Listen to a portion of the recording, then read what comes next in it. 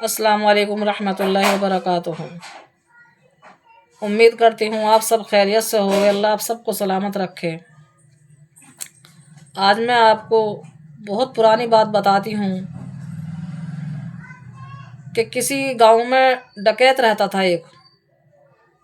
اب اس ڈکیت کو وہ جہاں بھی ڈکیتی مارتا اسے لوگ باگ بہت منع کرتے کہ بھائی ہمیں بخش دے، ہمیں معاف فرما دے، اور تو ہمارے گھروں میں یہ چوری نہ کر، ہمارے بچے بھوکے مر جائیں گے۔ لیکن وہ ڈکیت تھا، اس کے دل میں رحم نہیں تھا۔ اگر رحم ہوتا تو وہ ڈکیت ہی کیوں ہوتا۔ اب ایک دن ایسا ہوا کہ وہ جنگل میں نکل گیا۔ جب وہ جنگل میں نکل گیا تو اس نے دیکھا کہ ڈکیت جب تھک گئے وہ سارے، تو انہوں نے کہا کہ ہم کہیں آرام کریں گے۔ وہ آرام کرنے کے لیے کسی باغ میں پہنچ گئے۔ اب وہ اس باغ میں پیڑوں کے نیچے لیٹ گئے۔ جب پیڑوں کے نیچے وہ لیٹ گئے تو انہیں کافی ٹائم ہوگا آرام کرتے کرتے، تو اس میں سے ایک ڈکیت جو ان کا سردار تھا، اس نے ایک دیکھا کہ ایک چڑیا بار بار کبھی اس پیڑ سے اس پیڑ پر، اس پیڑ سے اس پیڑ پر وہ مطلب چکر لگا رہی تھی۔ ڈکیت کی سمجھ میں نہیں آ رہا تھا کہ یہ کیا ہو رہا ہے۔ انہوں نے سوچا پتہ نہیں اس چڑیا کو کیا ہو رہا ہے، یہ کبھی اس پیڑ پر، کبھی اس پیڑ پر، کبھی اس پیڑ پر، کبھی اس پیڑ پر۔ انہوں نے اور اپنے ساتھیوں سے بھی کہا کہ بھائی دیکھو کیا معاملہ ہے، یہ چڑیا اتنی پریشان ہے، یہ ادھر ادھر چکر مار رہی ہے۔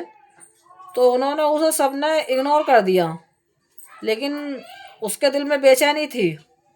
کون بھلا؟ جو ان کا سردار تھا۔ تو سردار نے کہا کہ ایک بار میں اپنی تسلی کرتا ہوں، میں ہی دیکھتا ہوں چڑھ کر۔ اب اس نے جب دیکھا سردار نے، تو جس پیڑ پر چڑیا بیٹھی تھی اور جس پیڑ پر وہ جاتی تھی، میں نے اس پر دیکھا، ڈکیت نے اس پر دیکھا کہ اس پر ایک اندھا سیانپ بیٹھا تھا۔ جب اس پر اندھا سیانپ بیٹھا تھا تو ڈکیت نے سوچا کہ یہ تو سیانپ ہے، یہ اسے پکڑ کیوں نہیں رہا چڑیا کو۔ لیکن جب انہوں نے دیکھا دوسری طرف کہ چڑیا کوئی پھل ہے، اس میں سے نوچ نوچ کے چونچ میں لا رہی ہے اور اسے کھلا رہی ہے۔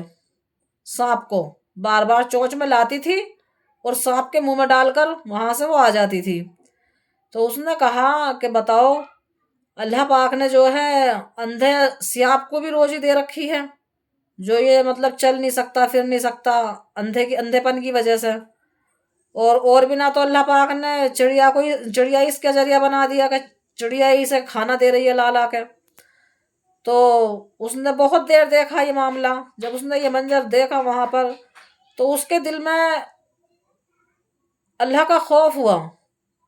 اس نے سوچا کہ جب اللہ پاک اس اندھے سانپ کو کھانا دے سکتا ہے تو ہم تو جیتے جاگتے انسان ہیں، محنت کر سکتے ہیں، مزدوری کر سکتے ہیں، کچھ بھی کر سکتے ہیں۔ تو وہ جب وہاں سے اترنے کے بعد میں ان نے بہت اپنے اللہ سے توبہ مانگی۔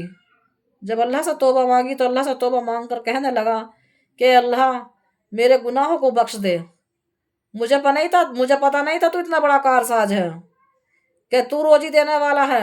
میں نے سوچا ہم محنت کریں گے جب ہی کھائیں گے، حرام کا حلال کا ہمیں کچھ پتہ نہیں۔ ہم نے حلال کمائیوں سے دنیا کا دل دکھایا، دنیا کے گھروں میں نقصان کرا، لیکن ہمیں پتہ نہیں تھا کہ ہم کتنا بڑا گناہ کر رہے ہیں۔ آج ہمیں اس چیز کا احساس ہوا کہ ہم کتنے بڑے گنہگار ہیں۔ تو میرا اللہ تو مجھے معاف کر دے، اور آج کے بعد میں کوئی ایسا کام نہیں کروں گا کہ جو تیری نافرمانی والی بات بن جائے، کیونکہ آج مجھے یہ پتہ چل چکا ہے کہ دینے والی ذات تیری ہے، تو روزی دیتا ہے، اور دینے والی ذات تیری ہے، تو ہی دے گا۔ تو انشاءاللہ آگے سے میں چوری چکوری سب چھوڑ دوں گا۔ تو وہ میرے اللہ پہ ایمان لیا ہے، نبی کی سنتوں پہ یقین کر لیا اس نے۔ تو میرے بھائیوں، ہمیں بھی اور تمہیں بھی یہ جو چل رہا ہے معاملہ آج کل دنیا کا، ننگے پن میں کچھ نہیں رکھا ہے، تو اللہ ہر شے پہ قادر ہے، اللہ سب کو روزی دیتا ہے اور ہمیں بھی دے گا انشاءاللہ۔ تو ہمیں غلط کام نہیں کرنا ہے، ہمیں غلط کاموں سے پرہیز رکھنا ہے اور اپنے آپ کو بچانا ہے۔ تو آگے کو دھیان رکھو اس چیز کا کہ ہم سے غلط کام نہ ہو، یعنی ہمارا وہ سامنے والے کا تو دل دکھے گا لیکن وہ ہمارا بھی ناش کر دے گا. تو یہ لیے اپنی حفاظت کرو اور ہمارے لیے بھی دعائیں کرو. آمین ثم آمین.